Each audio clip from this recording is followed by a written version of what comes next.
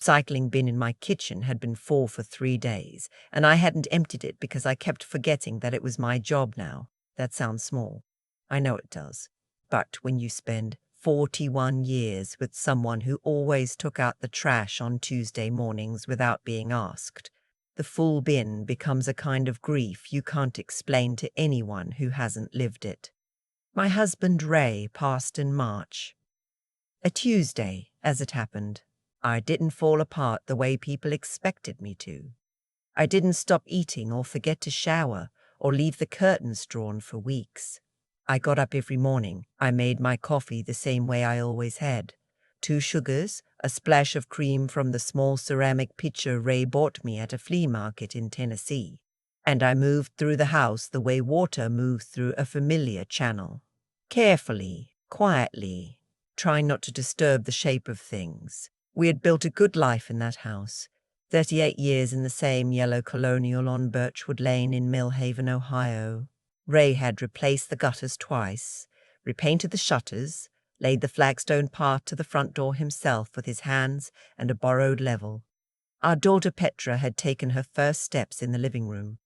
Our son had learned to ride his bike in the driveway. The walls held more than insulation. They held us. After Ray was gone, the house became something I had to negotiate with every single morning. Petra called every Sunday. She lived 4 hours away in Columbus, and the distance had always been manageable. Holidays, summer visits, long weekends. She was 34 and worked as a marketing director for a mid-sized tech firm, the kind of job that sounds impressive until you realize it means she was always slightly exhausted, always slightly distracted, always looking at her phone during dinner. Her husband, Colt, managed a chain of fitness centers and had the handshake of a man who needed you to know he was in charge. The first time I met Colt, he had looked around my kitchen and said, "Nice bones," the way people talk about a house they're thinking about buying. That was 6 years ago. I'd smiled and offered him coffee. After Ray died, the Sunday calls started running longer. Petra would ask how I was sleeping, whether I was eating, whether I had talked to anyone that week. The questions were kind. They were also the questions of someone taking inventory. In September, 7 months after the funeral, she asked if she could come stay for a while. "Just to check in on you, Mom. Make sure you're okay. Colt's been really worried." I said, of course, and meant it. She was my daughter. My house had always been her house. She arrived on a Friday evening with 4 suitcases and Colt's truck. I noticed the suitcases. I didn't say anything about them. The first weeks were genuinely sweet. Petra made dinner on Tuesdays and Thursdays. She walked with me in the mornings, through the neighborhood, past the houses where I knew every family and half their business. She sat with me in the evenings, and sometimes we watched the old game shows Ray had loved, and she laughed at the right moments and didn't look at her phone too much. Colt settled in more slowly. He rearranged the furniture in the den without asking, "Better flow," he said, and replaced the dish soap with a brand I didn't recognize and started waking up at 5 in the morning to do exercise routines in the garage that rattled the walls. He was unfailingly polite in a way that made me feel like a guest in my own home.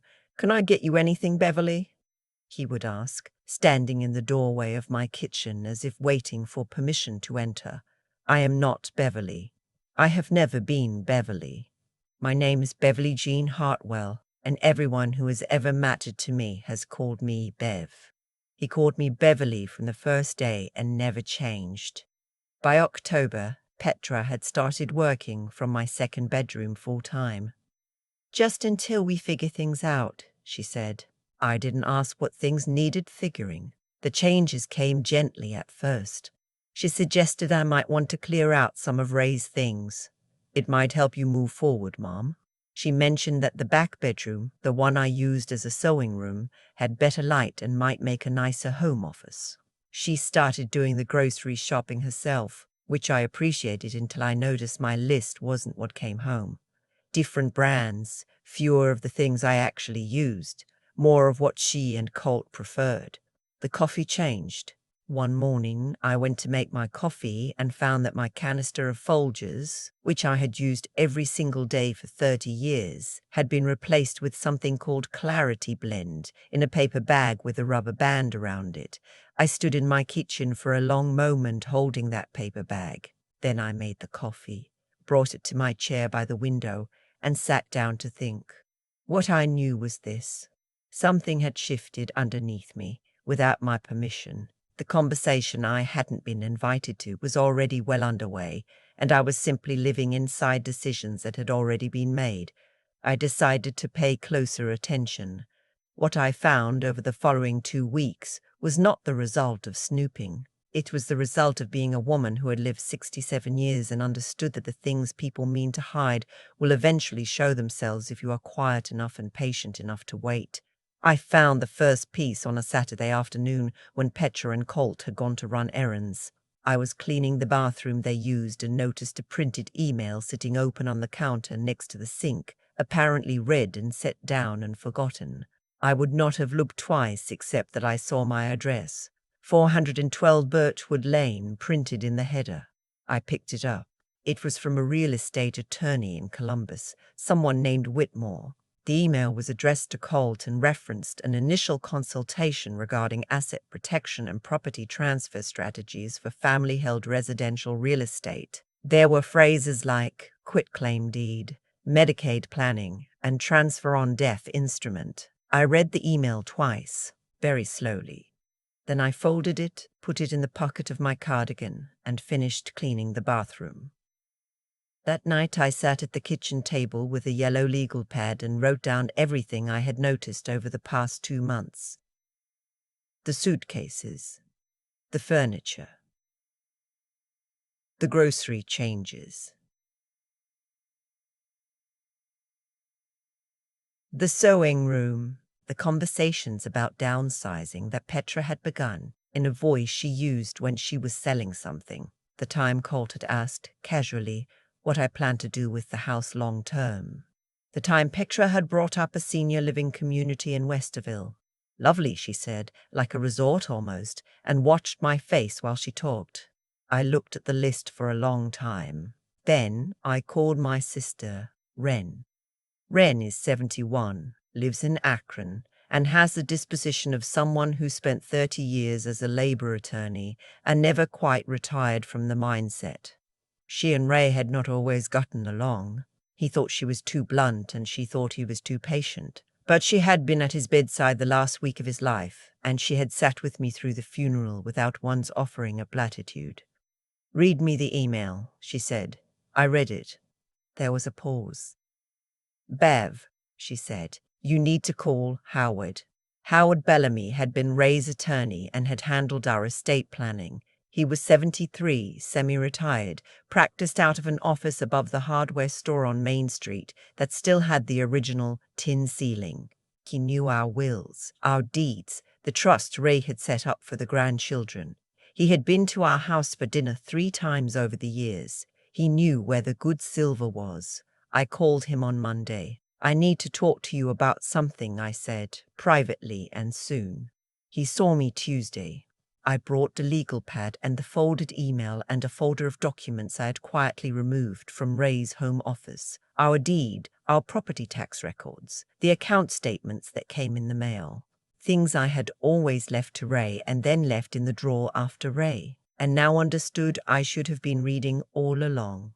Howard read everything without interrupting. When he looked up, he had the particular stillness of a man measuring exactly what he was about to say. "Have you signed anything recently?" he asked.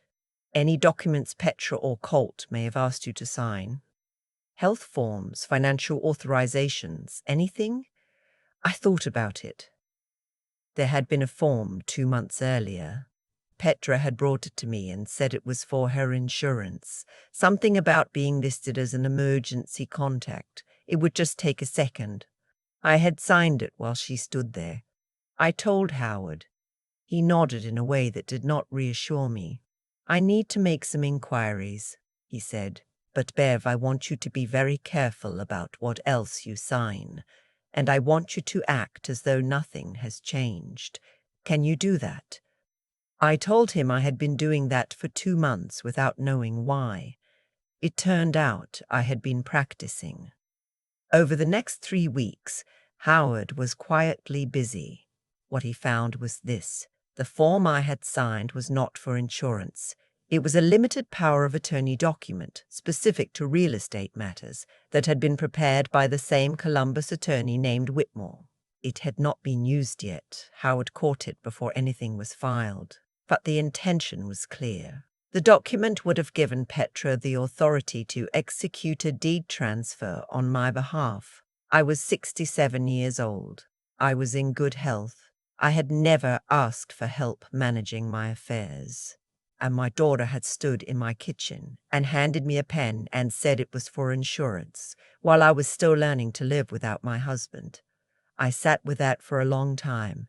I did not cry. I had already cried everything I had for the year, and what was left was something quieter and harder, like a stone that had been in a river so long it had stopped being soft. I told Howard what I wanted. First, the power of attorney document needed to be revoked and all its authority nullified. He handled that within the week. Second, I wanted my will reviewed and updated. Howard and I spent 2 long afternoons going through everything. I had already planned to leave the house to Petra and her brother equally. That plan changed. The house would go to Wren, with the stipulation that it remain in the family for no less than 10 years. The remainder of the estate would be divided between the Millhaven Public Library Endowment Fund and a pediatric hospice organization in Columbus that Ray had donated to every December because we had lost a child a long time ago, before Petra and before her brother, and he had never forgotten. It felt right. It felt like Ray, actually. He always believed that money should go where it was needed, not where it was expected. Third, and this had been Wren's idea, practical and precise as she always was, I wanted to know about Petra's finances, not to punish, to understand. Howard referred me to a private investigator he had worked with on estate matters, a woman named Ida, who was around my age and had an office that smelled like microwave popcorn and kept a framed needlepoint on the wall that said trust but verify. What Ida found was not criminal, but it was illuminating. Colt's fitness centers were not doing well.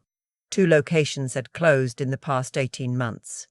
There was a personal loan from an online lender, a significant one, taken out the previous spring. Petra's income was solid, but not enough to cover both their lifestyle and the loan payments, which were larger than I wanted to think about. They needed money.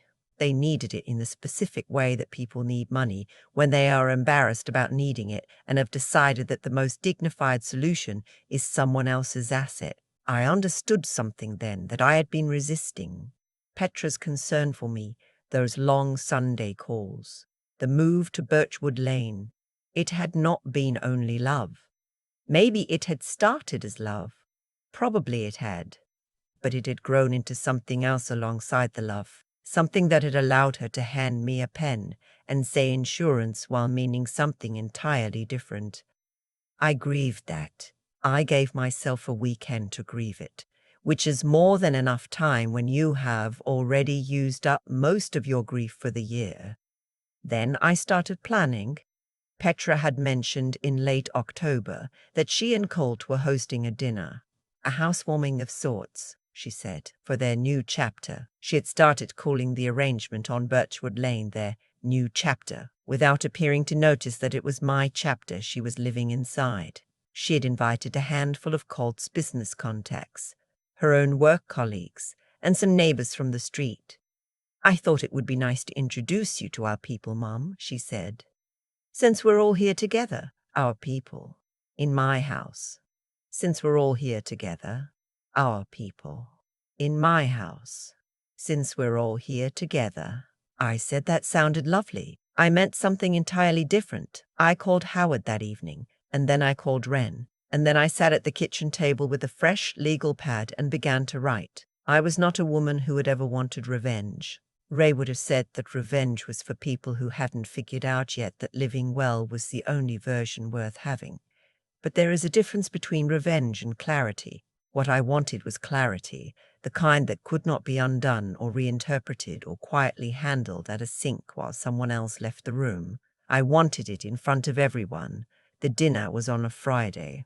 Petra had ordered catering from a bistro in Columbus. Actual catering, with warming trays and a bartender in my dining room and my kitchen and my living room that Colt had rearranged. 22 people arrived between 6 and 6:30. I wore Ray's favorite dress on me, the dark burgundy with the pearl buttons he said made me look like someone worth knowing. I was gracious all evening. I refilled glasses. I laughed at the right moments. I asked Colt's associates about their work and listened like I meant it, because I did. I am genuinely curious about people, even people who have walked into my house under circumstances I find objectionable.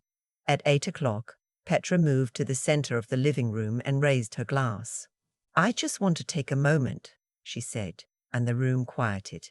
She was good at this, I knew, the composed authority that came from years of presenting to stakeholders.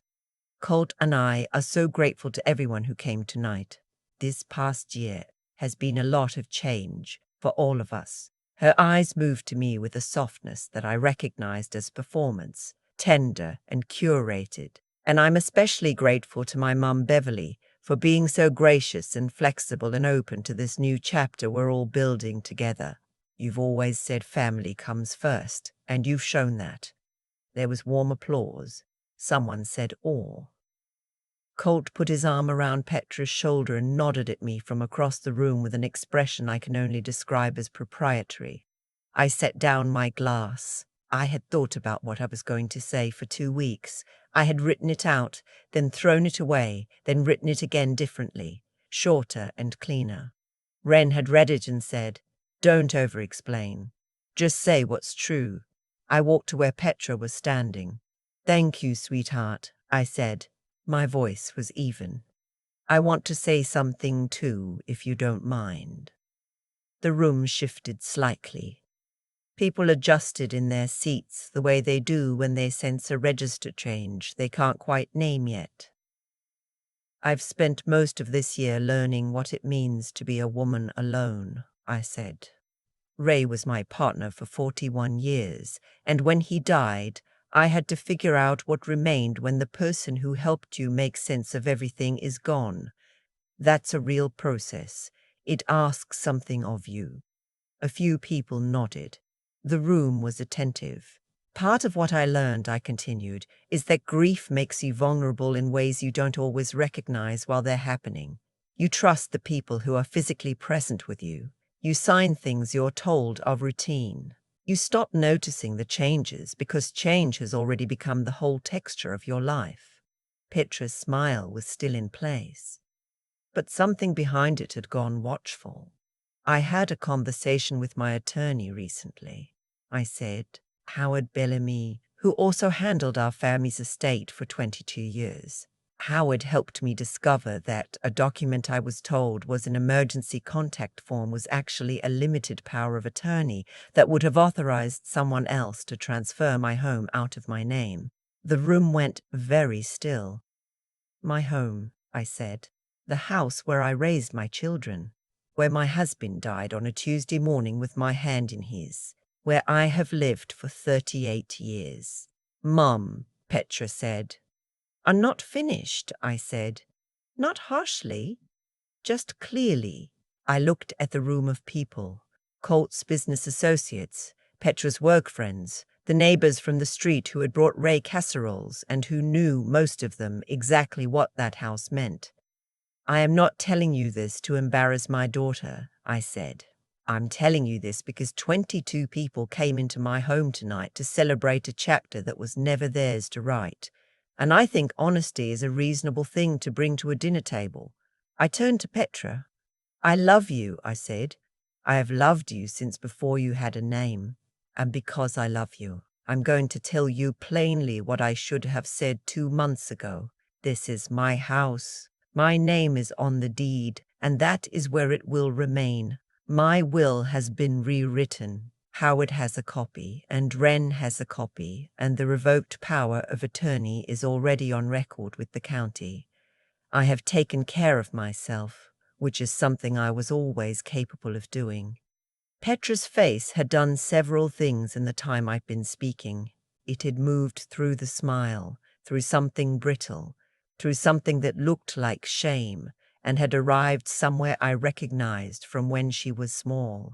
The particular expression of a child caught between what they'd done and what they wished they were. Colt started to speak. One look from me stopped him. I didn't raise my voice or change my expression. I simply looked at him the way a woman looks at something she has already decided is not her concern. "I'd like you both to stay and finish the evening," I said.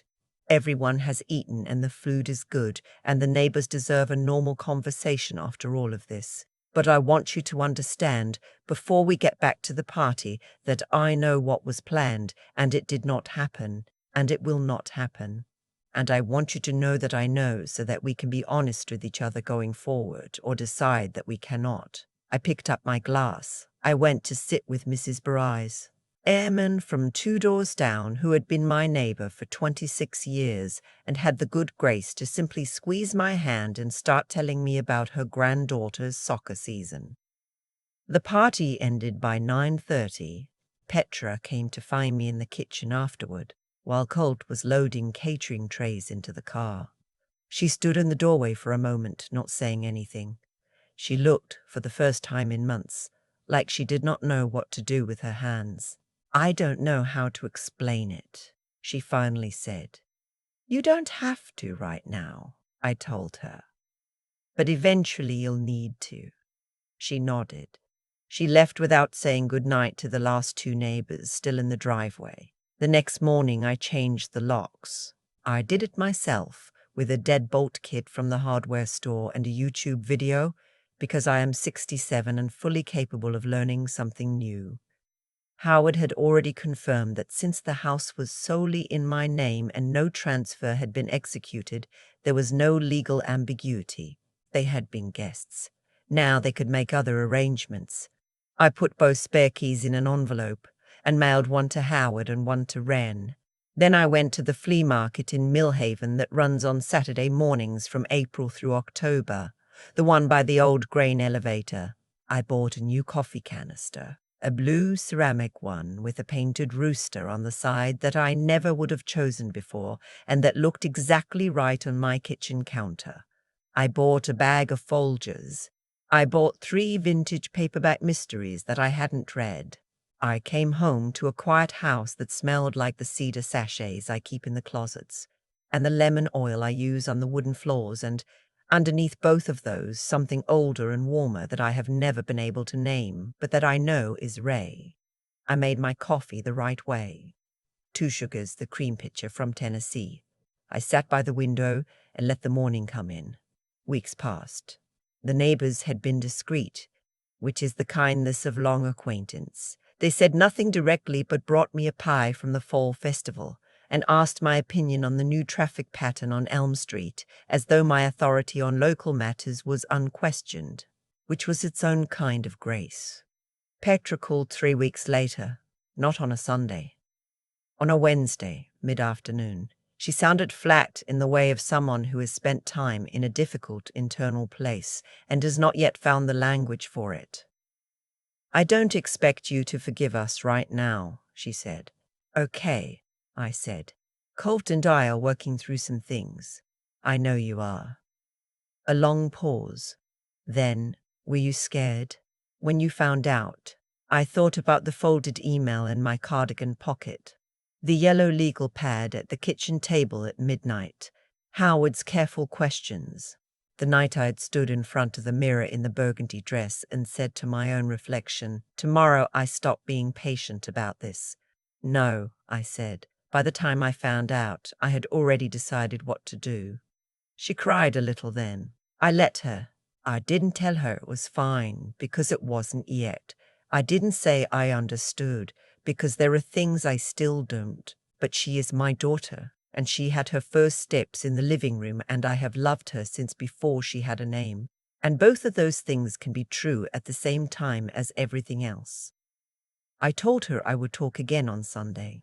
I hung up and finished my coffee and started the first of the 3 paperback mysteries. The rooster canister is still on the counter. I have made my peace with it. Ray would have laughed at it, affectionately, the way he laughed at most things I chose for the kitchen. Then he would have made his coffee and sat down beside me and said, "I like it. It looks like you." I look out at the flagstone path he laid with his own hands and think about what it means to own something, not the legal version, though I understand that better now than I ever wanted to. The other kind, the kind that means I was here and I built something and it is still standing. The trash goes out on Tuesdays now. I remember every week. What would you do if the person you trusted most asked you to sign away the thing you built your entire life inside of? And you almost did. I've thought a lot about the word gracious since that night. Petra used it in her toast. She said I had been gracious and flexible and open, and the room had nodded like that was a compliment. And for a moment I almost let myself receive it that way. But gracious, the way she meant it, meant quiet.